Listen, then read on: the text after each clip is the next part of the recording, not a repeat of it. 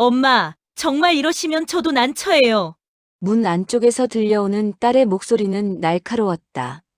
나는 아파트 현관문 앞에 서서 손에 든 낡은 보따리를 꼭 쥐었다. 3일 전 이 문을 처음 두드렸을 때의 기억이 떠올랐다. 그때 미숙이는 웃으며 날 맞아줬다. 어머, 엄마. 갑자기 무슨 일이세요? 아, 그냥. 얼굴 좀 보고 싶어서. 들어오세요. 근데 미리 연락을 하시지. 그때부터였다. 뭔가 어긋나기 시작한 건. 나는 천천히 현관문 손잡이를 놨다. 안에서는 미숙이가 한숨 쉬는 소리가 들렸다. 내가 들어갔어야 할까? 아니면 그냥 이대로 돌아서야 할까? 72년을 살아온 인생에서 이렇게 문 앞에서 망설였던 적이 몇 번이나 있었을까? 엄마, 제가 오늘 저녁에 중요한 모임이 있어요. 학원 원장님 댁에 초대받았거든요. 엄마도 아시잖아요, 제 입장이. 입장. 그래, 입장. 나는 딸의 입장을 몰라서가 아니었다. 너무 잘 알았다. 초라한 옷차림에 시골 사투리가 섞인 말투를 가진 엄마가 있으면 딸의 체면이 깎인다는 걸. 대치동 아파트에 사는 학원 상담실장의 어머니치고는 너무 볼품없다는 걸. 알았어, 미숙아. 나간다. 엄마. 괜찮아. 내 동생한테 가볼게. 태준이 오빠요? 오빠네는 집이 더 좁은데. 엄마, 그냥 잠깐만요. 제가 지금. 나는 더 이상 듣고 싶지 않았다. 천천히 몸을 돌렸다. 뒤에서 문이 열리는 소리가 들렸지만 돌아보지 않았다. 복도를 걸어가는 내 발걸음은 무거웠다. 엘리베이터 버튼을 누르고 기다리는 동안 눈물이 핑 돌았다. 하지만 참았다. 울면 안 된다. 지금은 아직 아니다. 엘리베이터가 도착했고 나는 안으로 들어갔다. 거울에 비친 내 모습이 보였다. 20년은 된 듯한 낡은 가디건, 색이 바랜 면바지, 해진 운동화. 일부러 골라 입은 옷이었다. 집에는 멀쩡한 옷들도 있었다. 하지만 나는 이 옷을 입고 왔다. 왜냐고? 그건 엘리베이터가 1층에 도착했다. 문이 열리고 나는 아파트 로비로 걸어 나왔다. 깨끗하고 넓은 로비, 비싼 대리석 바닥, 멀리 보이는 경비실. 이 모든 게 내 딸이 살고 있는 세계였다. 그리고 나는 그 세계에 어울리지 않는 사람이었다. 아니, 어울리지 않는 척하는 사람이었다. 밖으로 나서자 차가운 바람이 얼굴을 스쳤다. 11월의 끝자락, 겨울이 다가오고 있었다. 나는 보따리를 어깨에 메고 지하철역 쪽으로 걸었다. 안산까지는 1시간 반 정도 걸린다. 태준이네 집까지. 그 애는 어떨까? 큰딸과는 다를까? 사실 나는 알고 있었다. 3일 전 미숙이네 집 문을 두드릴 때부터 이런 결과가 나올 거라는 걸. 하지만 확인하고 싶었다. 내 눈으로 직접 보고 싶었다. 내가 가진 것이 아무것도 없을 때 내 자식들은 나를 어떻게 대할까? 주머니 속에서 낡은 통장이 만져졌다. 손으로 한번 쓰다듬었다. 그 안에는 6억 8천만 원이 들어있었다. 40년을 살았던 빌라가 재개발되면서 받은 보상금. 생전 처음 만져보는 거금. 하지만 그 돈을 아무도 모른다. 미숙이도 태준이도 심지어 내 친구들도 모른다. 나는 일부러 그 사실을 숨겼다. 그리고 더 초라하게, 더 가난하게 보이려고 애썼다. 왜냐면 알고 싶었으니까. 내가 돈이 없어도 보잘것없어 보여도 나는 여전히 그들의 어머니로 존중받을 수 있는지. 지하철역 계단을 내려가면서 생각했다. 미숙이는 나를 사랑하지 않는 걸까? 아니다. 그 애도 나를 사랑한다. 하지만 그 사랑보다 체면이 더 무거운 것 같았다. 가난한 엄마를 두는 것이 부끄러운 것 같았다. 개찰구를 통과하고 플랫폼으로 내려갔다. 사람들이 많았다. 출근 시간은 지났지만 여전히 바쁘게 움직이는 사람들. 나는 구석에 서서 전철을 기다렸다. 머릿속으로 지난 3일이 빠르게 지나갔다. 첫날 밤 미숙이가 내 옷을 보며 말했다. 엄마, 내일 제가 옷 좀 사드릴게요. 그 옷은 너무 오래된 것 같아요. 괜찮아. 이거 입기 편해서. 엄마, 제 친구들이 내일 집에 와요. 엄마도 인사하실 거잖아요. 그 말 뒤에 숨은 뜻을 이해했다. 초라한 엄마를 친구들에게 보이기 싫다는 것. 나는 괜찮다고 했다. 방에 있겠다고. 둘째 날 아침 미숙이는 식탁에 내 밥을 따로 차려놓았다. 엄마, 죄송한데 오늘 제가 일찍 나가야 해서요. 천천히 드세요. 함께 먹자고 하지 않았다. 아침을 혼자 먹는 내내 넓은 아파트는 너무 조용했다. 사위 재혁 씨는 나를 보면 어색하게 웃기만 했다. 대화는 없었다. 셋째 날, 그러니까 오늘. 미숙이가 말했다. 엄마, 제가 다음 주에 출장을 가야 해요. 그때 집 비우는데. 엄마 혹시 태준이 오빠네 가실 수 있을까요? 그 말을 듣는 순간 가슴이 철렁했다. 아, 이제 가라는 얘기구나. 더 이상 여기 있으면 안 되는구나. 전철이 들어왔다. 나는 안으로 올라타서 구석자리에 앉았다. 창밖으로 어두운 터널이 빠르게 지나갔다. 태준이는 어떨까? 말 수 없고 무뚝뚝한 그 아이는 나를 어떻게 맞아줄까? 사실 두렵기도 했다. 만약 태준이마저 나를 부담스러워한다면, 만약 며느리 희정이가 눈치를 준다면, 그럼 나는 어디로 가야 할까? 하지만 이건 내가 선택한 길이었다. 돈이 있다는 사실을 숨기고 자식들의 진심을 확인하는 것. 그들이 나를 어떻게 대하는지, 그들의 사랑에는 조건이 없는지. 손목시계를 봤다. 오후 1시. 태준이네 집에 도착하면 3시쯤 될 것 같다. 그 전에 마음을 좀 가다듬어야 했다. 창밖을 보며 중얼거렸다. 태준아, 엄마 간다. 내가 나를 어떻게 대할지. 엄마가 직접 볼게. 전철은 계속 달렸고 나는 다음 시험을 향해 가고 있었다. 하지만 내 마음 한구석에는 이미 작은 금이 가 있었다. 미숙이네 집에서 생긴 보이지 않는 상처. 그리고 나는 알고 있었다. 이 여정이 끝나면 더 큰 상처가 생길 수도 있다는 걸. 하지만 그래도 가야 했다. 확인해야 했다. 내가 아무것도 가지지 않았을 때 나는 여전히 누군가의 소중한 엄마인지. 전철 안은 따뜻했지만 내 마음은 어딘가 차가웠다. 창밖으로 스쳐 지나가는 풍경들을 보며 나는 자연스럽게 과거를 떠올렸다. 어떻게 이 지경까지 왔을까? 어떻게 내가 자식들을 시험하는 처지가 됐을까? 석 달 전으로 거슬러 올라간다. 그날도 이렇게 쌀쌀한 날이었다. 8월 말이었지만 비가 내려서 공기가 차가웠다. 나는 40년을 살았던 빌라 계단을 오르고 있었다. 3층, 낡고 삐걱대는 계단. 한 계단 한 계단 오를 때마다 무릎이 아팠지만 익숙한 아픔이었다. 그날 우편함에 두툼한 서류 봉투가 꽂혀 있었다. 재개발 조합에서 온 것이었다. 손을 떨며 봉투를 뜯었다. 그리고 그 안에 든 보상금 명세서를 봤다. 6억 8,300만 원. 순간 눈앞이 아찔했다. 뭔가 잘못된 건 아닐까? 이게 정말 내 돈이 맞을까? 서류를 몇 번이고 다시 읽었다. 틀림없었다. 내가 20년 전 남편이 돌아가시고 혼자 장만했던 이 빌라 16평짜리 작은 공간이 이렇게 큰 돈으로 바뀌었다. 그날 밤 잠을 이룰 수 없었다. 천장을 보며 생각했다. 이 돈으로 뭘 할까? 딸에게 줄까? 아들에게 줄까? 아니면 둘이 나눠 가지라고 할까? 하지만 동시에 다른 생각이 들었다. 만약 내가 이 돈이 있다고 말하면 애들이 나한테 잘해주는 이유가 뭘까? 돈 때문일까? 아니면 정말 날 사랑해서일까? 그 의심이 씨앗처럼 마음속에 박혔다. 사실 그 의심은 오래전부터 있었다.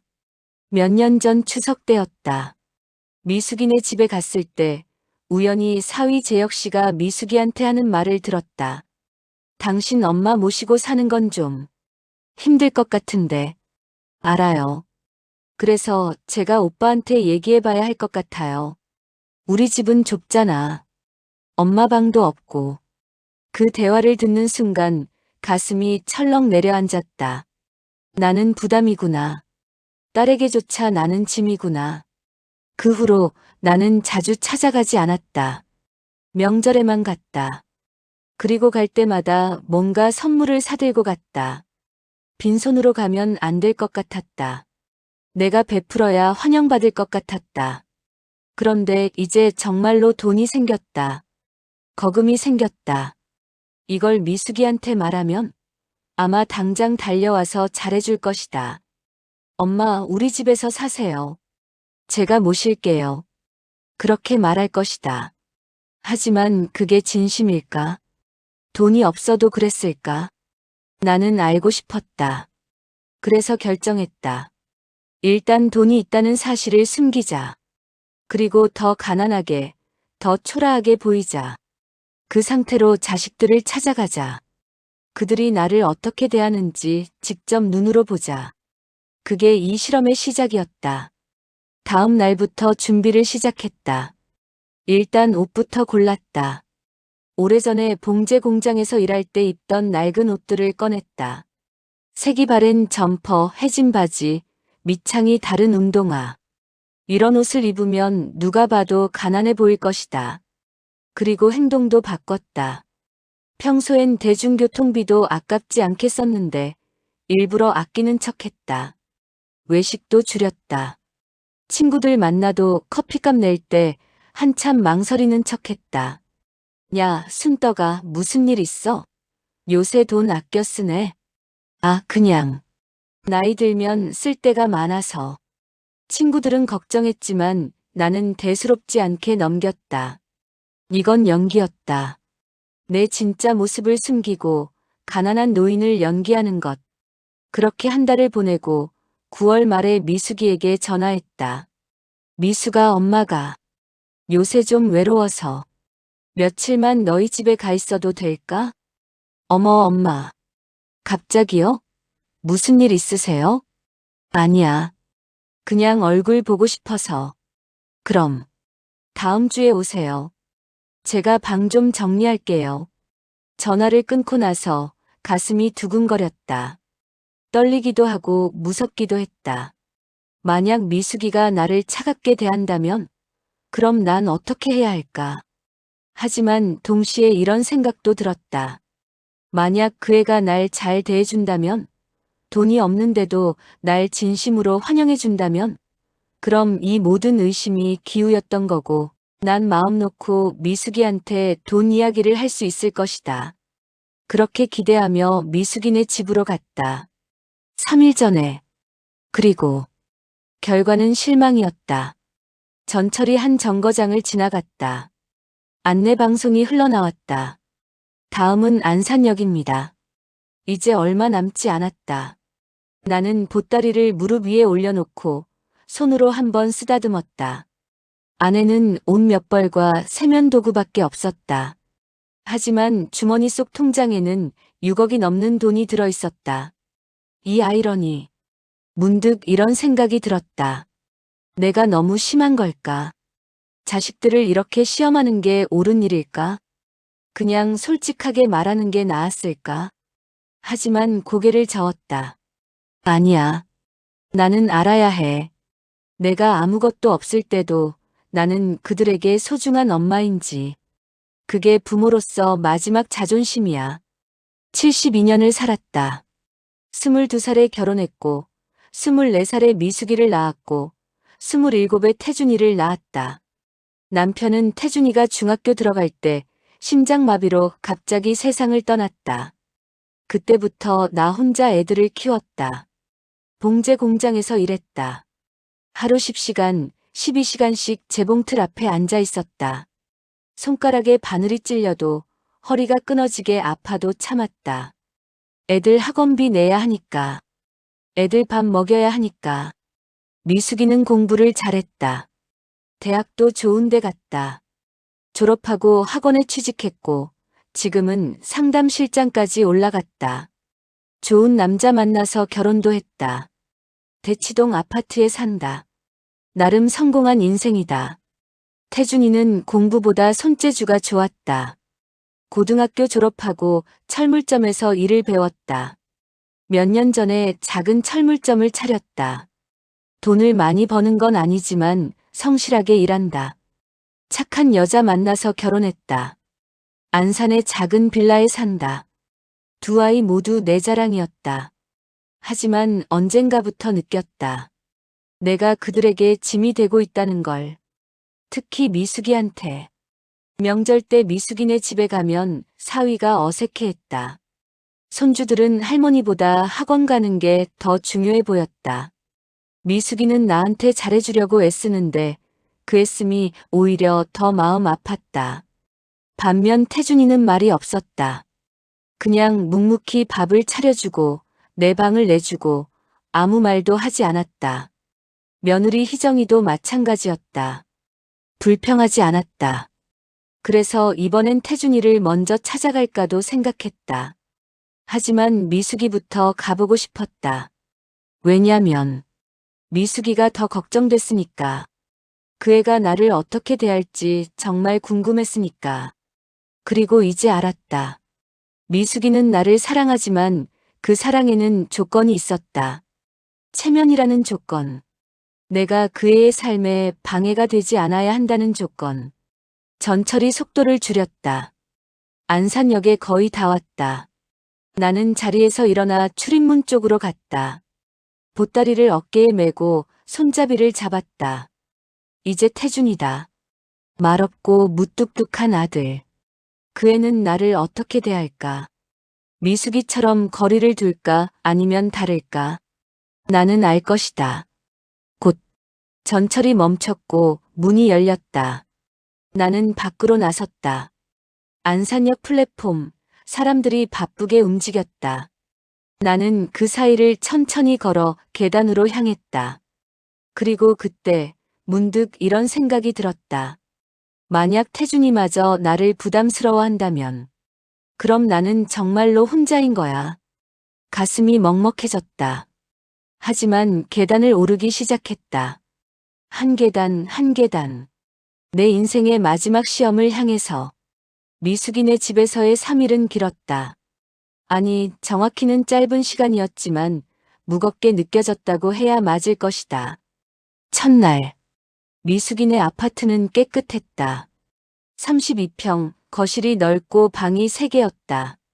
현관을 들어서자마자 보이는 하얀 대리석 바닥, 벽에 걸린 비싼 그림들, 가죽 소파.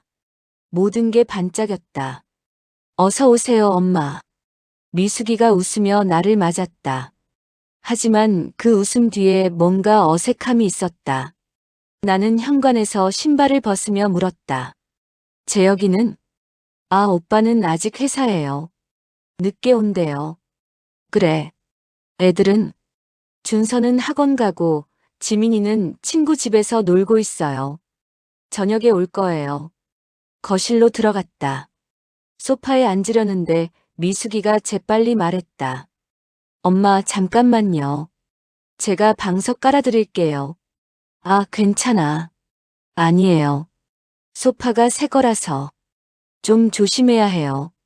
그 말에 가슴이 뜨끔했다. 새 소파. 그래, 그럴 수 있지. 하지만 왜 그 말이 엄마 옷이 더러울까 봐처럼 들렸을까? 미숙이는 방석을 가져와 소파에 깔았다. 나는 그 위에 조심스럽게 앉았다. 미숙이는 부엌으로 가더니 물을 따라왔다. 엄마, 물 드세요. 제가 저녁 준비할게요. 나도 도와줄까? 아니에요, 괜찮아요. 엄마 쉬세요. 그렇게 나는 거실 소파에 혼자 앉아 있었다. TV를 켰다. 뉴스가 나왔다. 뭔가 경제 이야기를 하고 있었지만 귀에 들어오지 않았다. 대신 부엌에서 들리는 소리에 집중했다. 미숙이가 전화 통화를 하고 있었다. 응, 엄마 오셨어. 아니, 괜찮아. 며칠만 계실 거래. 알아, 내가 알아서 할게. 그래, 너무 걱정하지 마. 사위한테 전화하는 것 같았다. 며칠만. 그 말이 귀에 콕 박혔다. 오래 있으면 안 된다는 뜻이겠지. 저녁 준비가 끝났다. 식탁에 둘러앉았다. 미숙이와 나 그리고 늦게 들어온 손주 준서. 중학생인 준서는 나를 보더니 어색하게 웃었다. 할머니, 안녕하세요. 그래, 준서야. 많이 컸구나. 네. 그게 전부였다. 준서는 밥을 먹으면서 내내 핸드폰만 봤다. 미숙이가 한두 번 주의를 줬지만 준서는 고개도 들지 않았다. 밥을 먹는 동안 대화는 거의 없었다. 미숙이가 몇 마디 물어봤다. 엄마, 요즘 어떻게 지내세요? 그냥 그렇지 뭐. 건강은 괜찮으세요? 응, 괜찮아. 빌라는 아직도 거기 계세요? 순간 멈칫했다. 빌라 이야기. 재개발된 빌라. 하지만 나는 담담하게 대답했다. 응, 아직 있어. 사실 그 빌라는 이미 철거됐다. 지금 나는 친구 집에 얹혀 살고 있었다. 하지만 그 사실도 숨겼다. 더 불쌍해 보이고 싶었으니까. 저녁을 먹고 미숙이는 설거지를 했다. 나도 도우려고 일어섰지만 미숙이가 손을 저었다. 엄마, 괜찮아요. 제가 할게요. 엄마는 방에 가서 쉬세요. 방. 네, 제가 작은 방 정리해뒀어요. 거기서 주무세요. 작은 방. 미숙이네 집에서 제일 작은 방이었다. 창문도 작고 햇빛도 잘 안 들었다. 하지만 뭐라 할 수 없었다. 나는 그 방으로 갔다. 방 안에는 간이 침대가 놓여 있었다. 이불도 낡은 것이었다. 옷장도 없었다. 나는 보따리를 구석에 놓고 침대에 앉았다. 벽이 얇은지 옆방에서 미숙이와 사위가 이야기하는 소리가 들렸다. 여보, 엄마 며칠 계신대요? 글쎄, 내가 정확히 물어보지 못했어. 너무 오래 계시면 좀. 우리도 불편하잖아. 알아요. 제가 적당한 때 말씀드릴게요. 그리고 내일 우리 집들이 온다고 했잖아. 그때 엄마는. 알아요. 방에 계시라고 할게요. 그 대화를 듣는 순간 눈물이 핑 돌았다. 하지만 참았다. 소리내서 울면 안 된다. 들키면 안 된다. 나는 이불을 뒤집어 쓰고 누웠다. 천장을 보며 생각했다.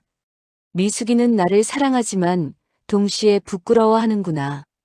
가난한 엄마를 남들에게 보이기 싫어하는구나. 둘째 날. 아침에 일어났을 때 집은 조용했다. 거실로 나가니 식탁 위에 메모지가 놓여 있었다. 엄마, 제가 출근했어요. 밥은 냉장고에 있으니 데워 드세요. 저녁에 올게요. 냉장고를 열었다. 찬밥이 랩에 쌓여 있었다. 반찬도 몇 개 있었다. 나는 혼자 밥을 데워 먹었다. 넓은 거실, 혼자 먹는 아침. 쓸쓸했다. 밥을 먹고 설거지를 했다. 그리고 거실을 청소했다. 뭐라도 해야 할 것 같았다. 가만히 있으면 미안한 마음이 들었다. 청소를 하다가 미숙이 방 앞을 지나가게 됐다. 문이 살짝 열려 있었다. 안을 보니 옷장이 보였다. 그 안에 옷들이 가득했다. 비싼 옷들, 브랜드 옷들. 나는 내 옷을 내려다봤다. 20년은 된 낡은 추리닝. 색이 바래서 원래 무슨 색이었는지도 기억나지 않았다. 오후에 미숙이가 전화를 했다. 엄마, 오늘 저녁에 제 친구들이 집에 와요. 원장님이랑 동료들이요. 엄마, 혹시 저녁 때 방에 계실 수 있으세요? 그래. 죄송해요, 엄마. 제가 일 때문에 중요한 분들이라서.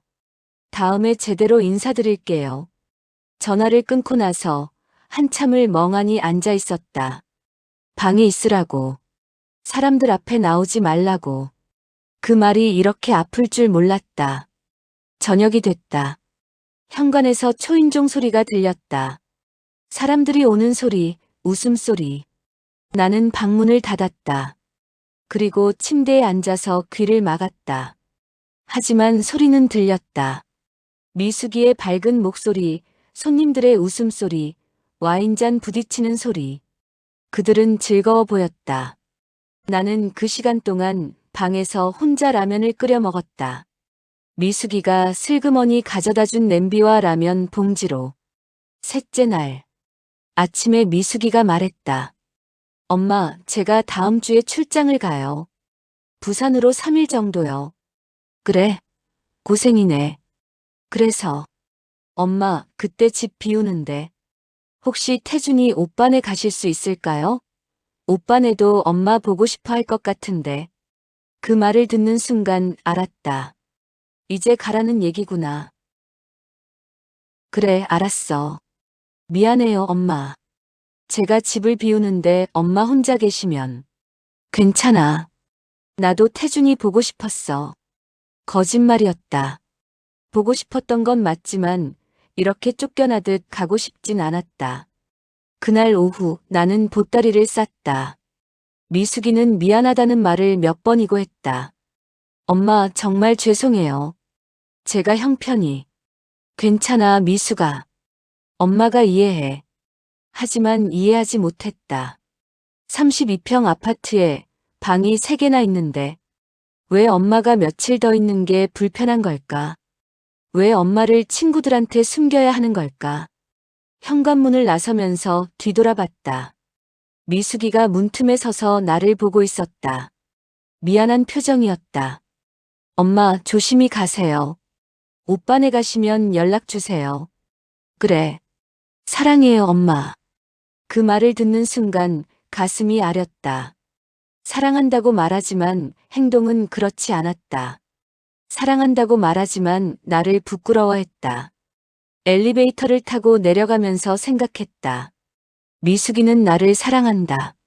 하지만 그 사랑보다 체면이 더 무겁다. 가난한 엄마를 두는 것이 창피하다.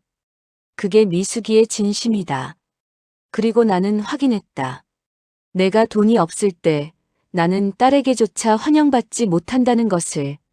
이제 태준이다. 마지막 희망. 그 아이는 다를까? 안산역에서 내렸을 때는 오후 3시가 조금 넘었다. 하늘이 흐렸다. 비가 올 것 같았다. 나는 보따리를 어깨에 메고 역 밖으로 나왔다. 태준이네 집까지는 걸어서 15분 정도. 버스를 타면 5분이지만 나는 걷기로 했다. 마음을 정리할 시간이 필요했다. 거리를 걸으며 주변을 봤다. 안산은 대치동과 많이 달랐다. 높은 빌딩 대신 낮은 상가들, 깨끗한 아파트 대신 오래된 빌라들. 하지만 이쪽이 더 익숙했다. 내가 평생 살아온 동네와 비슷했으니까. 태준이네 집은 3층짜리 빌라 2층에 있었다. 18평쯤 되는 작은 집이었다. 나는 빌라 앞에 서서 한참을 망설였다. 올라가야 할까? 전화라도 먼저 해야 할까? 하지만 전화하면 또 준비할 시간을 주게 되잖아. 나는 그냥 있는 그대로의 반응을 보고 싶었다. 계단을 오르기 시작했다. 1층, 2층. 그런데 계단이 좁았다. 그리고 무엇보다 난간이 낡아서 흔들렸다. 2층 중간쯤 올라갔을 때였다. 발이 헛디뎠다. 계단 모서리가 깨져 있었는데 그걸 못 보고 발을 디딘 것이다. 순간 몸이 앞으로 쏠렸다. 손을 뻗어 난간을 잡으려 했는데 난간이 휘청거렸다. 으악! 그대로 넘어졌다. 몸이 계단 위로 내동댕이 쳐졌다. 어깨가 먼저 바닥에 부딪혔고 그 다음 손목이었다. 손목에서 뼈가 부러지는 소리가 들렸다. 정확히는 뚝 하는 느낌이었다. 그리고 곧바로 밀려오는 통증. 아야. 숨이 막혔다. 너무 아파서 소리도 제대로 나오지 않았다. 나는 계단 바닥에 쓰러진 채로 손목을 감싸 쥐었다. 손목이 이상한 각도로 꺾여 있었다. 부러진 게 확실했다. 어떡하지? 병원에 가야 하는데. 하지만 병원비가 얼마나 들까? 괜히 자식들한테 부담 주는 건 아닐까? 그 생각을 하는 순간 눈물이 났다.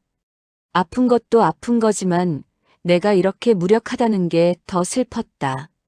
넘어졌는데 병원비 걱정부터 하는 내 처지가 한참을 그 자리에 누워 있었다. 얼마나 지났을까? 10분? 20분? 그때 위에서 발소리가 들렸다. 누구세요? 고개를 들어 올려다봤다. 태준이었다. 철물점에서 돌아오는 길이었는지 작업복을 입고 있었다. 태준이가 나를 보더니 눈이 커졌다. 엄마. 태준아. 태준이가 계단을 뛰어내려왔다. 그리고 내 옆에 무릎을 꿇었다. 엄마, 왜 이래요? 어디 다쳤어요? 손목이. 태준이가 내 손목을 봤다. 표정이 굳었다. 이거 완전히 부러진 것 같은데. 병원 가야 해요. 아니야, 괜찮아. 그냥. 엄마, 지금 농담할 때가 아니에요. 당장 병원 가야 한다니까요. 태준이는 휴대폰을 꺼내 어디론가 전화를 걸었다. 여보, 나야. 엄마가 집 앞에서 넘어지셨어. 손목 다치신 것 같아. 지금 바로 병원 가야 할 것 같아. 응, 알았어. 응급실로 갈게. 전화를 끊고 태준이가 나를 조심스럽게 일으켜 세웠다. 엄마, 제가 업을게요. 차가 밑에 있어요. 아니야, 괜찮아. 내가 걸어갈 수. 엄마. 태준이의 목소리가 커졌다. 평소에 말이 없던 태준이가 이렇게 큰 소리를 내는 건 처음이었다. 제발 고집 좀 부리지 마세요. 지금 손목뼈가 부러졌다고요. 나는 입을 다물었다. 태준이가 내 등 뒤로 돌아가더니 조심스럽게 나를 업었다. 그리고 천천히 계단을 내려갔다. 태준이 등에 엎혀가면서 이상한 감정이 들었다. 언제 이렇게 아들 등에 엎여본 게 마지막이었을까? 태준이가 어렸을 때 내가 태준이를 업었던 기억은 있는데 이렇게 반대로 엎이는 건 처음이었다. 미안해, 태준아. 왜요? 갑자기 와서. 이렇게 패 끼쳐서. 무슨 소리예요? 엄마가 다쳤는데 패는 무슨. 차에 태워졌다. 오래된 소나타였다. 태준이는 조수석에 나를 앉히고 안전벨트를 채워줬다. 그리고 운전석에 앉아 시동을 걸었다. 병원까지 가는 동안 창밖을 봤다. 거리의 풍경들이 빠르게 지나갔다. 손목은 여전히 아팠지만 이상하게 마음은 조금 편했다. 태준이가 옆에 있어서 그런 걸까? 엄마, 참으세요. 곧 도착해요. 응. 그나저나 엄마 언제 오셨어요? 왜 연락을 안 하셨어요? 아, 그냥 갑자기 보고 싶어서. 갑자기요? 미숙이 누나네 집에 계셨던 거 아니에요? 응. 거기 며칠 있다가 너희 집에 가려고. 그럼 연락을 하시지. 제가 마중 나갔을 텐데. 그 말에 가슴이 뜨끔했다. 마중을 나오겠다고. 미숙이는 그런 말 한 번도 안 했는데. 병원에 도착했다. 응급실이었다. 태준이가 나를 부축해서 안으로 들어갔다. 간호사가 다가왔고 태준이가 상황을 설명했다. 어머니가 계단에서 넘어지셔서 손목을 다치셨어요. 골절된 것 같아요. 알겠습니다. 이쪽으로 오세요. 응급실 침대에 누웠다. 의사가 왔다. 젊은 남자 의사였다. 어르신, 어디가 아프신가요? 손목이요. 의사가 내 손목을 조심스럽게 만져봤다. 표정이 굳었다. 이거 완전히 부러졌네요. X-레이 찍어봐야겠어요. X-레이를 찍었다. 결과를 기다리는 동안 태준이가 옆에 앉아 있었다. 말은 없었지만 계속 내 곁을 지켰다. 잠시 후 의사가 다시 왔다. 요골골절입니다. 수술은 필요 없지만 깁스를 해야 해요. 6주 정도 해야 할 거예요. 6주. 네. 그리고 2주 정도는 절대 무리하시면 안 됩니다. 손목을 쓰면 안 돼요. 의사가 나간 후 태준이가 물었다. 엄마 혼자 사세요. 2주 동안 어떻게 하실 거예요? 순간 대답이 막혔다. 그러게. 나 어떻게 하지? 혼자서 밥도 못하고 옷도 못 갈아입고. 모르겠다. 우리 집에서 계세요. 뭐? 우리 집에서 지내시라고요. 제가 돌봐드릴게요. 아니야, 태준아. 너희도 바쁜데. 엄마. 태준이가 내 눈을 똑바로 봤다. 엄마 혼자 두고 어떻게 가요? 제가 모셔야죠. 그 말을 듣는 순간 눈물이 또 났다. 이번엔 아파서가 아니라 고마워서였다. 태준이는 물어보지 않았다. 언제까지 계실 거냐고, 불편하지 않냐고. 그냥 당연하다는 듯이 돌봐주겠다고 했다. 깁스를 하고 병원을 나왔다. 오른손목이 하얗게 감싸졌다. 무거웠고 불편했다. 하지만 이상하게 마음은 가벼웠다. 차에 타면서 태준이가 말했다. 엄마, 배고프시죠? 집 가서 저녁 먹어요. 응. 희정이가 준비하고 있을 거예요. 제가 미리 연락했거든요. 고맙다, 태준아. 뭐가요? 당연한 건데. 차가 출발했다. 창밖으로 해가 지고 있었다. 하늘이 붉게 물들었다. 나는 깁스한 손목을 내려다보며 생각했다. 이 아픔이 나쁜 것만은 아닐지도 모른다. 이 아픔 덕분에 나는 태준이의 진심을 볼 수 있게 됐으니까. 그리고 동시에 깨달았다. 미숙이와 태준이는 정말 다르다는 것을. 한 명은 말로 사랑한다고 하지만 거리를 두고, 한 명은 말은 없지만 행동으로 보여준다는 것을. 25억이 통장에 있지만 지금 이 순간만큼은 그 돈이 중요하지 않았다. 중요한 건 내 옆에 누가 있느냐였다. 태준이네 집은 작았다.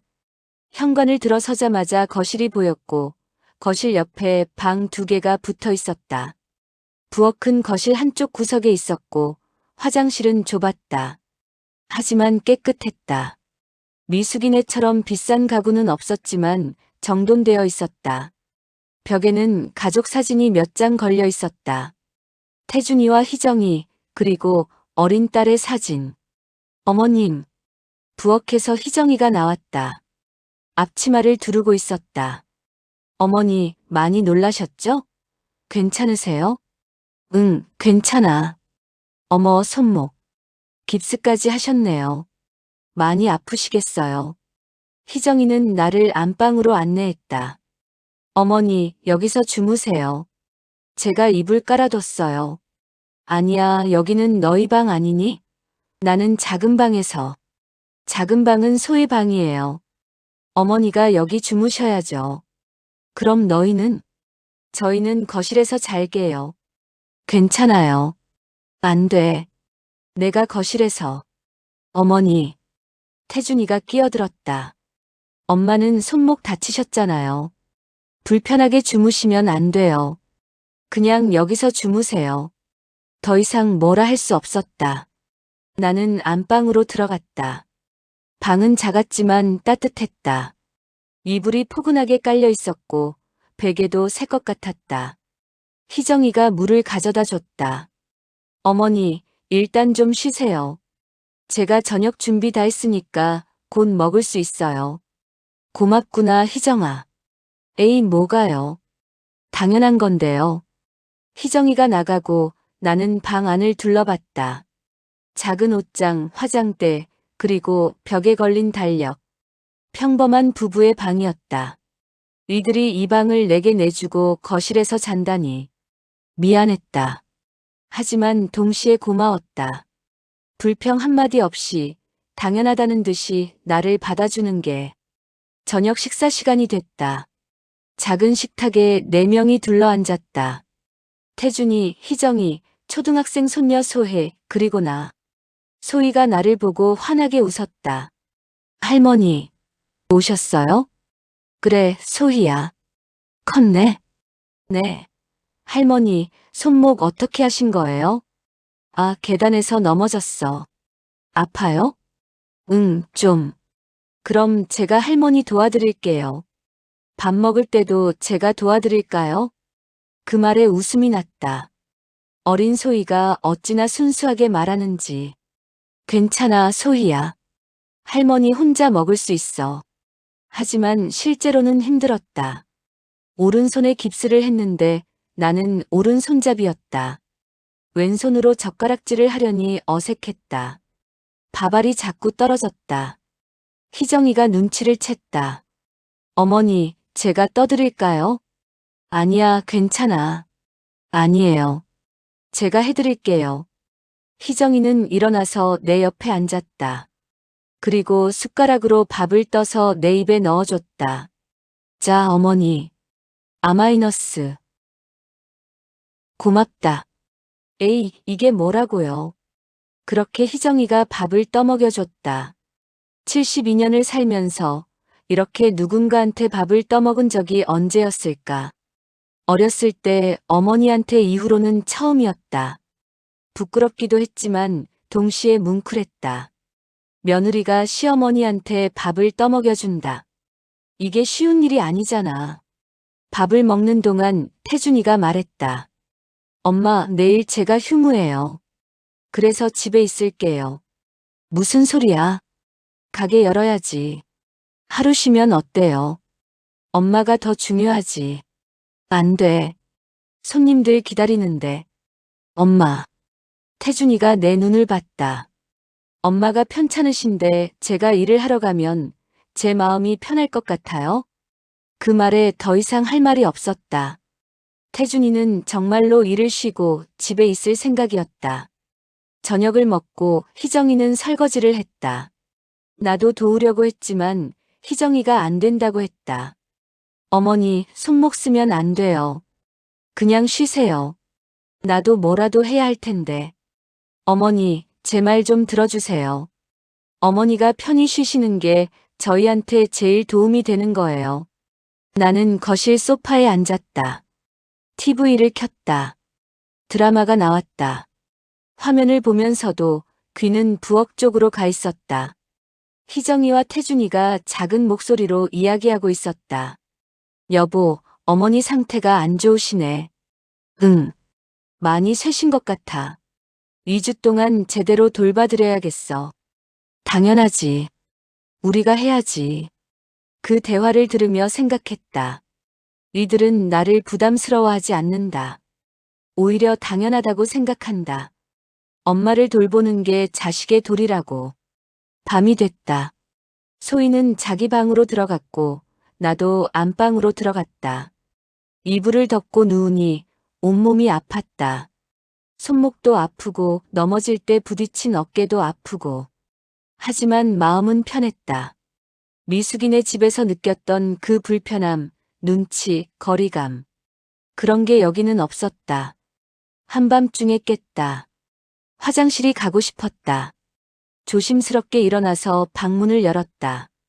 거실로 나가니 태준이와 희정이가 거실 바닥에 이불을 깔고 자고 있었다. 좁은 거실 바닥. 불편할 텐데. 그런데도 불평 한마디 없이 자고 있었다. 화장실을 다녀와서 다시 방으로 들어가려는데 거실에서 태준이의 목소리가 들렸다. 엄마, 괜찮으세요? 깼니? 네. 화장실 가시는 소리 들었어요. 미안하다. 깨워서. 아니에요. 엄마 불편하신 거 없어요? 혹시 어디 아프세요? 아니야, 괜찮아. 그럼 됐어요. 푹 주무세요. 너도 잘 자라. 방으로 들어와서 이불을 다시 덮었다. 그리고 생각했다. 태준이는 정말 다르다. 미숙이처럼 말은 많지 않지만 행동으로 보여준다. 진심으로 날 걱정한다. 그리고 이 집에는 따뜻함이 있다. 비싼 가구는 없지만 사람의 온기가 있다. 다음 날 아침. 희정이가 출근 준비를 하면서 말했다. 어머니, 제가 오늘 저녁 6시에 들어올게요. 그때까지 오빠가 계실 거예요. 응, 알았어. 조심히 다녀와. 어머니, 손목 절대 쓰시면 안 돼요. 무슨 일 있으면 오빠한테 부탁하세요. 그래, 알았어. 희정이가 나가고 집에는 태준이와 나만 남았다. 소희는 학교에 갔다. 태준이가 물었다. 엄마, 아침 뭐 드실래요? 죽? 아니면 밥? 아무거나 괜찮아. 죽 끓여 드릴게요. 소화하기 편하게. 태준이는 부엌으로 가서 죽을 끓이기 시작했다. 나는 거실 소파에 앉아서 그 모습을 봤다. 무뚝뚝한 아들이 부엌에서 죽을 끓이는 모습. 어색하면서도 열심이었다. 30분쯤 지나서 죽이 완성됐다. 태준이가 그릇에 담아서 식탁에 놓았다. 엄마 드세요. 뜨거우니까 조심하세요. 고맙다. 태준이는 내 옆에 앉아서 또 숟가락으로 죽을 떠먹여줬다. 어제 희정이가 그랬던 것처럼. 태준아, 내가 먹을 수 있어. 아니에요. 왼손으로 하면 흘리잖아요. 제가 해드릴게요. 그렇게 조용히 죽을 먹었다. 태준이는 한 숟가락 한 숟가락 조심스럽게 떠서 내 입에 넣어줬다. 말은 없었지만 그 손길이 따뜻했다. 죽을 다 먹고 태준이가 물었다. 엄마, 이제 뭐 하실 거예요? TV 보실래요? 응, 그냥 좀 쉴게. 그럼 제가 엄마 약 챙겨드릴게요. 병원에서 받은 진통제 있잖아요. 태준이는 약봉지를 가져와서 약을 꺼냈다. 그리고 물과 함께 내게 줬다. 자, 드세요. 고맙다. 약을 먹고 소파에 누웠다. 태준이가 담요를 가져다 덮어줬다. 푹 쉬세요. 제가 여기 있을게요. 너도 쉬어야지. 저는 괜찮아요. 태준이는 소파 맞은편에 앉아서 신문을 보기 시작했다. 나는 눈을 감았다. 편안했다.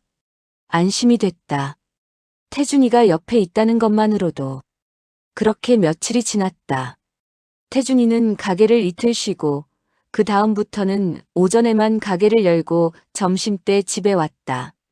나를 확인하기 위해서였다. 희정이는 퇴근하고 돌아오면 항상 내 약부터 챙겼다. 그리고 밥을 차려주고 손목 상태를 확인했다. 어머니, 손목 많이 나아지셨어요? 응, 좀 나은 것 같아. 다행이에요. 그래도 조심하세요. 소희는 학교에서 돌아오면 나한테 숙제를 보여줬다. 할머니, 저 오늘 받아쓰기 100점 맞았어요. 정말? 우리 소혜 대단하다. 할머니도 제 숙제 봐주실래요? 그래, 할머니가 봐줄게. 소희와 함께 숙제를 하는 시간이 좋았다. 오랜만에 느끼는 가족의 온기였다. 일주일이 지났다. 손목은 여전히 아팠지만 조금씩 익숙해졌다. 그리고 이 집에서의 생활도 익숙해졌다. 태준이네 가족은 나를 손님이 아니라 가족으로 대했다. 어느 날 저녁 희정이가 물었다. 어머니, 언제까지 계실 거예요? 순간 가슴이 철렁했다. 아, 이제 가라는 얘기인가. 하지만 희정이의 다음 말은 달랐다. 손목 나으실 때까지 계셔야죠. 그 전에 나가시면 안 돼요. 정말? 당연하죠. 어머니 혼자 계시면 누가 돌봐드려요. 태준이도 거들었다. 엄마 편히 계세요. 우리 집이 좁긴 하지만. 그래도 엄마 방은 있잖아요. 그 말을 듣는 순간 눈물이 날 뻔했다. 참았지만 이들은 정말로 나를 환영하고 있었다. 부담스러워하지 않았다. 그날 밤 안방에 누워서 생각했다. 미숙이와 태준이는 정말 다르다. 한 명은 말로는 사랑한다고 하지만 행동은 그렇지 않고 한 명은 말은 없지만 행동으로 보여준다. 그리고 나는 확인했다. 내가 돈이 없어도 초라해 보여도 태준이는 나를 엄마로 존중한다는 것을, 진심으로 나를 걱정한다는 것을. 하지만 동시에 이런 생각도 들었다. 미숙이는 어떻게 될까? 그 애는 여전히 나를 부끄러워할까? 아니면 언젠가 깨달을까? 그리고 나는 언제 진실을 말해야 할까?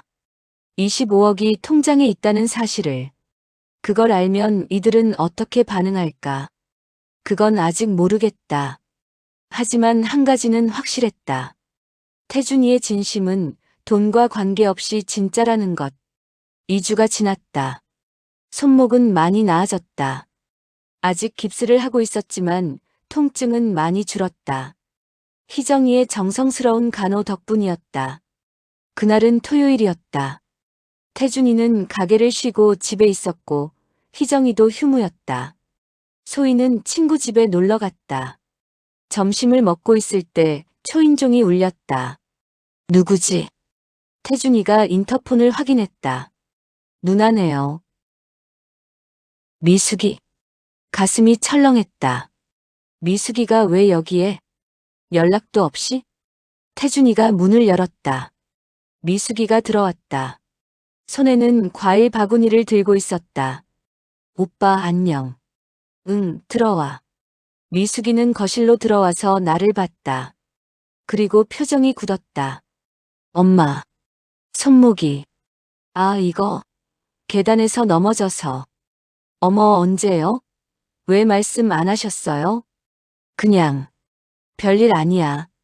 미숙이는 내 옆에 앉았다. 과일 바구니를 식탁에 놓고 내 손목을 조심스럽게 만졌다. 많이 아프셨겠어요. 병원은 다녀오셨어요? 응, 다녀왔어. 오빠가 모셔다 드렸어요? 응. 미숙이는 태준이를 봤다. 오빠, 고마워요. 제가 몰라서. 괜찮아. 당연한 거지. 미숙이의 얼굴에 죄책감이 역력했다. 나를 쫓아낸 지 2주 만에 내가 다친 모습으로 동생 집에 있는 걸 본 것이다. 희정이가 차를 내왔다. 언니, 차 드세요. 고마워요, 희정씨. 차를 마시면서 미숙이가 말을 꺼냈다. 엄마, 제가 정말 죄송해요. 무슨 소리야? 엄마 저희 집에 계실 때 제가 너무했어요. 그때 제가 정신이 없어서 엄마 마음을 생각 못했어요. 괜찮아, 미숙아. 아니에요, 안 괜찮아요. 제가 엄마를 내보내듯이 했잖아요. 그게 계속 마음에 걸렸어요. 미숙이의 눈에 눈물이 맺혔다. 엄마 용서해 주세요. 제가 정말 잘못했어요. 그 모습을 보며 복잡한 감정이 들었다. 미숙이는 진심으로 미안해하는 것 같았다. 하지만 정말 진심일까? 아니면 동생 앞에서 체면 때문에 그러는 걸까? 미숙아, 괜찮다니까. 엄마가 이해해. 엄마. 미숙이가 내 손을 잡았다. 엄마, 이제 저희 집에서 사세요. 제가 제대로 모실게요. 순간 태준이와 희정이가 나를 봤다. 나도 어떻게 대답해야 할지 몰랐다.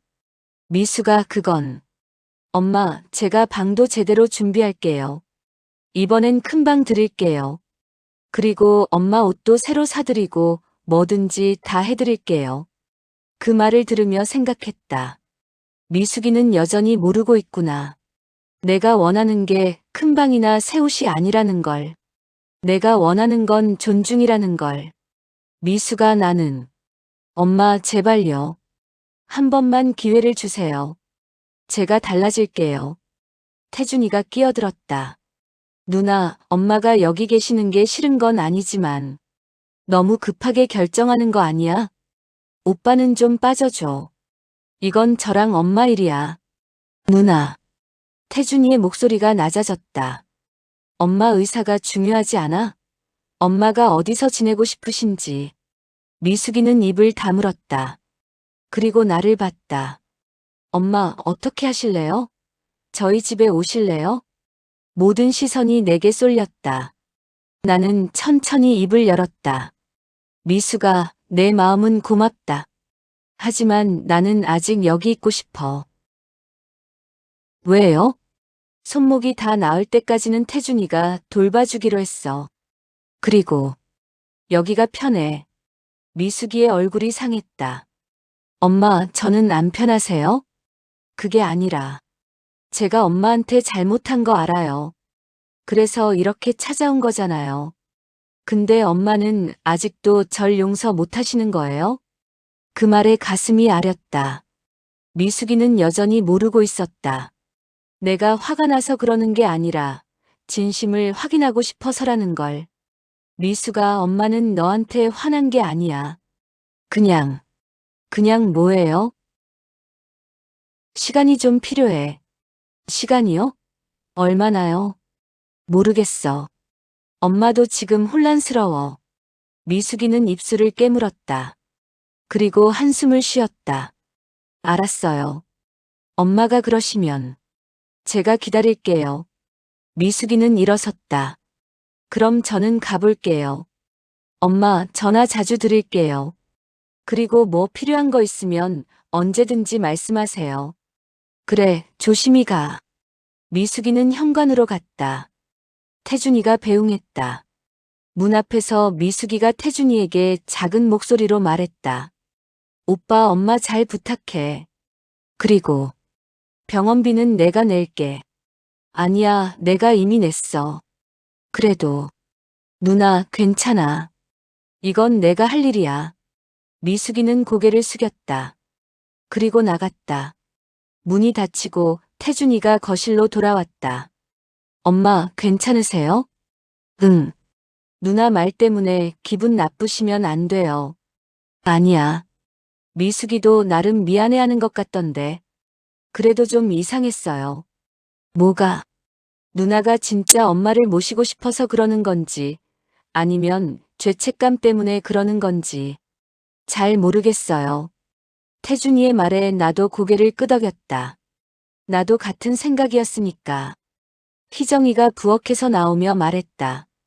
어머니, 점심 식사 다시 하실래요? 아까 중간에 끊겼잖아요. 응, 그래야겠다. 다시 식탁에 앉았다. 밥을 먹으면서도 머릿속은 복잡했다. 미숙이는 진심으로 미안해하는 걸까? 아니면 동생 앞에서 창피해서 그러는 걸까?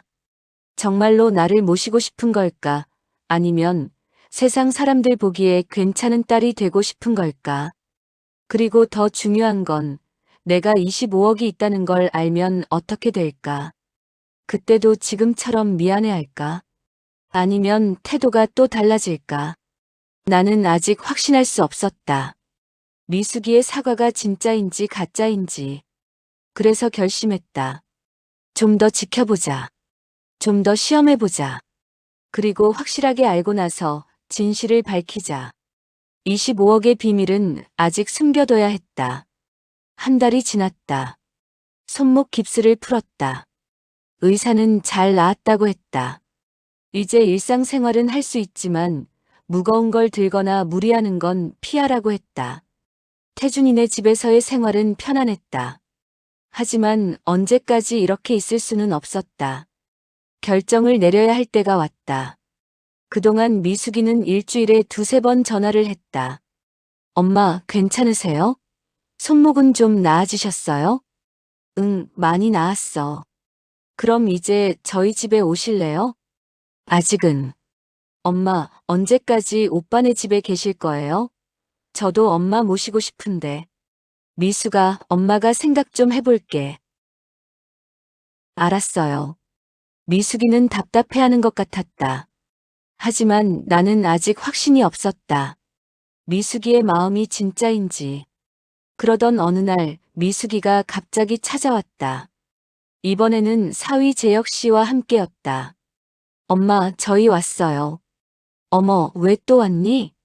엄마, 오늘 중요한 이야기가 있어서요. 거실에 모두 모였다. 미숙이, 재혁 씨, 태준이, 희정이, 그리고 나. 미숙이가 입을 열었다. 엄마, 저희가 집을 넓히기로 했어요. 뭐? 더 큰 아파트로 이사 갈 거예요. 40평대로요. 거기는 방이 4개거든요. 그럼 엄마 방도 따로 있고 엄마가 편하게 지내실 수 있어요. 재혁 씨가 거들었다. 어머니, 저희가 진심으로 모시고 싶습니다. 그동안 제가 좁다는 핑계로 어머니를 소홀히 했는데 이제는 달라질게요. 그 말을 듣는 순간 복잡한 감정이 들었다. 고맙기도 하고 의심스럽기도 하고. 미수가 그렇게까지 할 필요 없어. 아니에요, 엄마. 저희가 하고 싶어서 하는 거예요. 태준이가 물었다. 누나, 근데 그 큰 집 비용은 어떻게 할 거야? 지금 집 팔아도 부족할 텐데. 그건 대출 받으면 돼. 대출? 응. 제 명의로 대출 받을 수 있어. 그리고 나중에 천천히 갚으면 되잖아. 나는 미숙이를 봤다. 그 애는 정말로 나를 모시기 위해 대출까지 받으려 하고 있었다. 진심인 걸까? 하지만 동시에 이런 생각이 들었다. 만약 내가 돈이 있다는 걸 알면 어떻게 될까? 대출 대신 내 돈을 쓰자고 할까? 나는 천천히 입을 열었다. 미수가 제 역시 고마워요. 근데 엄마는 엄마 거절하지 마세요. 저희가 진심으로 하는 거예요. 엄마 말 좀 들어봐. 내 목소리가 조금 높아졌다. 모두가 나를 봤다. 엄마한테 할 말이 있어. 뭔데요? 나는 주머니에서 통장을 꺼냈다. 낡은 통장. 한 달 내내 품고 다녔던 그것. 이게 뭐예요? 통장이야. 통장이요? 나는 통장을 식탁 위에 놓았다. 엄마, 사실 나한테 돈이 있어. 네. 재개발 보상금. 25억. 순간 거실이 얼어붙었다. 모두가 눈이 휘둥그레졌다. 미숙이가 더듬거리며 물었다. 엄마, 지금 뭐라고 하신 거예요? 25억. 내가 살던 빌라가 재개발되면서 받은 돈이야. 그게 언제요? 석 달 전. 미숙이의 얼굴이 창백해졌다.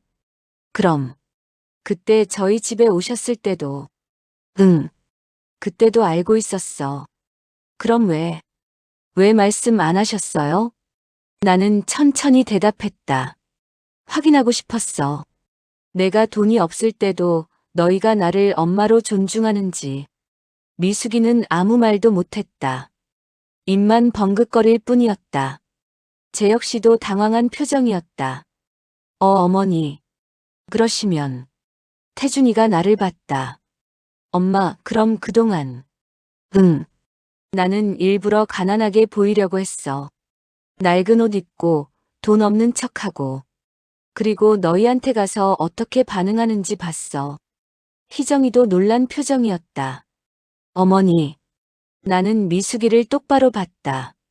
미숙아, 너는 나를 사랑한다고 했어. 하지만 내가 가난했을 때 너는 나를 부끄러워했어. 친구들한테 숨겼고 방에 있으라고 했고 빨리 나가라고 했어. 엄마. 물론 너도 나름 힘들었을 거야. 체면도 있고 살림도 있고. 나도 이해해. 하지만 엄마는 알고 싶었어. 내가 아무것도 없어도 너는 나를 엄마로 대해주는지. 미숙이의 눈에서 눈물이 흘러내렸다. 엄마, 죄송해요. 정말 죄송해요. 미수가 사과하라고 이 얘기하는 거 아니야. 그럼요. 엄마는 그냥 알려주고 싶었어. 부모의 가치는 돈에 있지 않다는 걸. 엄마가 가진 게 없어도 엄마는 여전히 너희 엄마라는 걸. 나는 태준이를 봤다. 태준아, 너는 달랐어. 말은 없었지만 진심으로 나를 대해줬어. 불평하지 않았고 당연하다는 듯이 돌봐줬어. 그게 엄마한테는 너무 고마웠어. 태준이는 고개를 숙였다. 엄마, 당연한 거예요. 엄마잖아요. 그래. 넌 그걸 알고 있었어. 엄마가 돈이 있든 없든 엄마는 엄마라는 걸. 미숙이가 흐느꼈다. 엄마, 제가 정말 잘못했어요. 저는 엄마를. 미수가 엄마는 너를 미워하는 거 아니야. 그냥 실망했을 뿐이야. 엄마. 하지만 이제 알겠지? 엄마가 원하는 게 뭔지. 큰 집도 아니고 비싼 옷도 아니고 그냥 존중이라는 걸. 미숙이는 고개를 끄덕였다. 눈물을 닦으며. 네, 엄마. 이제 알았어요. 정말, 정말 죄송해요. 나는 통장을 다시 집어넣었다. 이 돈으로 엄마는 따로 살 거야. 너희 집에도 태준이네 집에도 가지 않을 거야. 엄마, 엄마는 혼자 사는 게 편해. 너희한테 짐이 되고 싶지 않아. 엄마, 짐이 아니에요. 태준이가 말했다. 엄마, 저희는 정말로 엄마랑 같이 살고 싶어요. 고맙다, 태준아. 하지만 엄마는 혼자 사는 게 나아. 희정이가 조심스럽게 물었다. 어머니, 그럼 가끔 저희 집에 놀러는 오시죠? 물론이지. 자주 올게. 하지만 사는 건 따로 살 거야. 미숙이가 떨리는 목소리로 물었다. 엄마, 그럼 저는요? 저한테도 가끔 오실 거예요? 나는 미숙이를 봤다. 그 애의 눈에는 진심 어린 후회가 있었다. 올게, 미숙아. 하지만 이제는 달라져야 해. 엄마를 부끄러워하지 마. 엄마가 누구든 어떻게 생겼든 엄마는 너희 엄마니까. 네, 엄마. 약속할게요. 다시는 그런 일 없을 거예요. 그날 저녁 미숙이와 재혁 씨는 돌아갔다. 미숙이는 몇 번이고 뒤돌아보며 눈물을 닦았다. 거실에는 태준이네 가족과 나만 남았다. 태준이가 물었다. 엄마, 정말로 혼자 사실 거예요? 응. 외로우실 텐데. 괜찮아. 엄마 나이에 혼자 사는 사람 많아. 그리고 너희가 있잖아. 희정이가 말했다. 어머니, 일주일에 한 번은 꼭 오세요. 제가 밥 해드릴게요. 고맙다, 희정아. 소희가 내 팔에 매달렸다. 할머니, 저는 할머니랑 같이 살고 싶은데. 소희야, 할머니는 가끔 놀러 올게. 그때 같이 놀자. 알았어요. 그날 밤 안방에 누워서 창밖을 봤다. 별이 많았다. 이제 새로운 시작이다. 혼자 사는 삶. 하지만 외롭지 않을 것이다. 자식들이 있으니까. 진심으로 나를 대해주는 자식들이. 25억의 비밀은 이제 밝혀졌다. 그리고 나는 확인했다. 돈보다 중요한 건 진심이라는 것을. 부모의 가치는 돈이 아니라 존재 자체에 있다는 것을. 내일부터 집을 알아볼 것이다. 작지만 따뜻한 집. 그곳에서 여생을 보낼 것이다. 혼자지만 당당하게. 3개월이 지났다. 나는 작은 오피스텔을 구했다. 15평쯤 되는 곳이었다. 안산에서 멀지 않은 곳이었다. 태준이네 집까지 버스로 20분 거리였다. 깨끗했다. 햇볕이 잘 들었다. 작지만 내게는 충분했다. 침대, 옷장, 작은 식탁, TV. 그게 전부였다. 혼자 사는 건 생각보다 괜찮았다. 아침에 일어나서 창문을 열면 맑은 공기가 들어왔다. 내가 원하는 시간에 밥을 먹고 원하는 시간에 잤다. 누구 눈치도 보지 않았다. 하지만 외롭지는 않았다. 일주일에 한 번은 태준이네 집에 갔다. 희정이가 밥을 차려주고 소희가 숙제를 보여줬다. 할머니, 저 이번에 시험 잘 봤어요. 정말? 우리 소혜 대단하다. 태준이는 여전히 말이 없었지만 가끔 반찬을 만들어서 내 집에 가져다 줬다. 엄마, 이거 냉장고에 넣어두세요. 일주일은 먹을 수 있을 거예요. 고맙다, 태준아. 당연한 거죠. 미숙이는 달라졌다. 처음 한 달은 거의 매일 전화를 했다. 엄마, 괜찮으세요? 불편한 거 없으세요? 응, 괜찮아. 엄마 필요한 거 있으면 언제든지 말씀하세요. 알았어. 그러다가 어느 날 미숙이가 내 오피스텔에 찾아왔다. 혼자였다. 엄마, 저 왔어요. 어서 와. 미숙이는 주변을 둘러봤다. 엄마, 여기 괜찮으시네요. 깨끗하고 좋아요. 응, 엄마는 만족해. 미숙이는 가져온 음식을 냉장고에 넣으며 말했다. 엄마, 제가 반찬 좀 만들어 왔어요. 드세요. 고맙다. 미숙이는 내 옆에 앉았다. 그리고 조심스럽게 말했다. 엄마, 그때 정말 죄송했어요. 미수가, 이제 그만하자. 엄마는 다 이해해. 아니에요. 저는 계속 생각했어요. 엄마가 얼마나 서운하셨을지, 제가 얼마나 못된 딸이었는지. 미숙이의 눈에 눈물이 맺혔다. 엄마, 저는 엄마를 사랑해요. 진심이에요. 하지만 그때는 체면이 더 중요했어요. 부끄러운 얘기지만 가난한 엄마를 남들한테 보이기 싫었어요. 알아, 미숙아. 그런데 이제 깨달았어요. 그게 얼마나 잘못된 생각이었는지. 엄마는 엄마잖아요. 돈이 있든 없든 화려하든 초라하든 엄마는 제 엄마고 저는 엄마를 자랑스러워해야 하는 거잖아요. 고맙다, 미숙아. 엄마, 앞으로는 달라질게요. 제 친구들한테도 엄마 소개할 거예요. 당당하게요. 그리고 엄마가 언제든지 저희 집에 오셔도 환영할 거예요. 나는 미숙이의 손을 잡았다. 미숙아, 엄마는 내가 변한 게 보여. 그거면 충분해. 엄마, 사람은 실수할 수 있어. 중요한 건 깨닫는 거야. 너는 깨달았잖아. 그걸로 됐어. 미숙이는 내 손을 꼭 잡으며 울었다. 나도 눈물이 났다. 하지만 이번에는 슬픈 눈물이 아니었다. 뭔가 풀어지는 느낌이었다. 그날 이후로 미숙이는 한 달에 두세 번 찾아왔다. 그리고 진심으로 나를 대했다. 더 이상 체면이나 눈치를 보지 않았다. 어느 날은 미숙이가 자기 친구들을 데리고 왔다. 엄마, 제 친구들이에요. 소개해드리고 싶었어요. 어머, 안녕하세요. 미숙이 어머님이시죠? 네, 반갑습니다. 미숙 씨가 어머님 이야기 많이 하시던데 뵙게 되어 영광이에요. 미숙이는 환하게 웃었다. 더 이상 나를 숨기지 않았다. 당당하게 소개했다. 그 모습을 보며 나는 생각했다. 미숙이는 변했다. 진짜로. 시간이 더 흘렀다. 어느 날 태준이와 미숙이가 함께 내 집에 왔다. 둘이 같이 오는 건 처음이었다. 엄마, 저희 의논할 게 있어요. 뭔데? 태준이가 말했다. 엄마, 그 25억 말이에요. 응.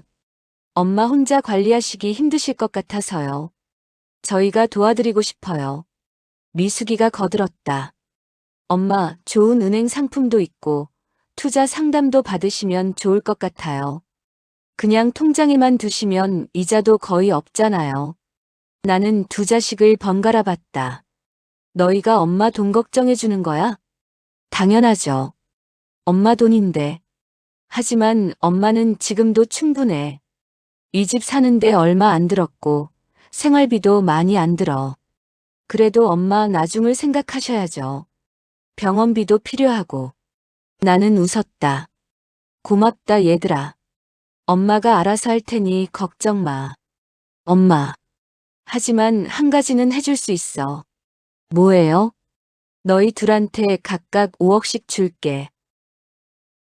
네. 태준이는 철물점 넓히고 싶다고 했잖아.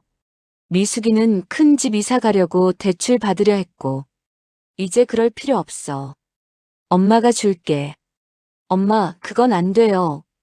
태준이가 손을 저었다. 엄마 돈인데 저희가 어떻게 받아요? 미숙이도 고개를 저었다. 맞아요, 엄마. 그건 엄마 돈이에요. 저희 줄 필요 없어요. 너희한테 주는 게 아니라 엄마가 하고 싶어서 하는 거야. 그래도, 얘들아. 나는 두 자식의 손을 잡았다. 엄마는 평생 너희를 위해 살았어. 이제 조금은 너희한테 뭔가 해주고 싶어. 받아줘. 두 자식은 눈물을 글썽였다. 엄마, 난 조건이 있어. 조건이요? 이 돈 받았다고 해서 엄마한테 잘하는 게 아니야. 돈이 없어도 너희는 엄마한테 잘해줘야 해. 알겠지? 두 자식은 고개를 끄덕였다. 네, 엄마. 약속할게요. 그렇게 나는 두 자식에게 10억을 나눠줬다. 남은 15억은 내가 가지고 있다. 충분한 돈이다. 여생을 편하게 살 수 있는. 그로부터 또 시간이 흘렀다. 지금 나는 오피스텔 창가에 앉아 있다. 햇볕이 따스하다. 창밖으로 거리가 보인다. 사람들이 바쁘게 움직이고 있다. 핸드폰이 울렸다. 태준이었다. 엄마, 오늘 저녁에 오세요. 희정이가 엄마 좋아하시는 갈비찜 한대요. 그래. 그럼 갈게. 제가 마중 나갈게요. 아니야, 괜찮아. 엄마 혼자 갈 수 있어. 전화를 끊고 미소 지었다. 혼자 산다는 게 처음엔 두려웠다. 외로울 것 같았다. 하지만 지금은 아니다. 혼자여도 괜찮다. 아니, 혼자이기 때문에 더 좋다. 누구한테도 짐이 되지 않는다. 내가 하고 싶은 대로 산다. 자식들은 가끔 찾아오고 나도 가끔 찾아간다. 적당한 거리. 그게 제일 좋다. 그리고 무엇보다 나는 확인했다. 내 가치가 돈에 있지 않다는 것을. 내가 가진 게 없어도 나는 여전히 누군가의 소중한 엄마라는 것을. 미숙이는 이제 나를 부끄러워하지 않는다. 당당하게 소개한다. 태준이는 여전히 말이 없지만 행동으로 사랑을 보여준다. 그걸로 충분하다. 창밖을 보며 생각한다. 72년을 살았다. 이제 얼마나 더 살지 모른다. 10년, 20년. 하지만 남은 인생은 당당하게 살 것이다. 돈이 있어서가 아니다. 내가 나로서 존중받기 때문이다. 혼자여도 외롭지 않다. 자식들이 있으니까. 진심으로 나를 대해주는 자식들이. 그리고 나는 안다. 부모의 마지막 자존심은 돈이 아니라 존중받는 것이라는 것을. 나는 그걸 지켰다. 끝까지. 시계를 봤다. 5시. 태준이네 집에 갈 시간이다. 옷을 갈아입고 가방을 챙겼다. 거울을 봤다. 주름진 얼굴, 하얀 머리. 하지만 눈빛은 당당했다. 그래, 출발해볼까? 문을 열고 나섰다. 복도를 걸어 엘리베이터를 탔다. 1층으로 내려가 밖으로 나왔다. 저녁 햇살이 따스했다. 버스 정류장으로 걸어갔다. 발걸음이 가벼웠다. 혼자지만 외롭지 않다. 자식들이 있으니까. 진심이 있으니까. 그걸로 충분하다. 부모의 가치는 가진 돈이 아니라 존재 자체에 있습니다. 진짜 사랑은 말이 아닌 행동으로, 부유할 때가 아닌 가난할 때 드러납니다. 혼자여도 당당할 수 있습니다. 존중받는 관계 속에서 우리는 여전히 소중한 사람이니까요. 여기까지 얘기를 들어주셔서 감사합니다. 구독과 좋아요는 저에게 큰 힘이 됩니다. 또 다른 사연으로 찾아뵐게요.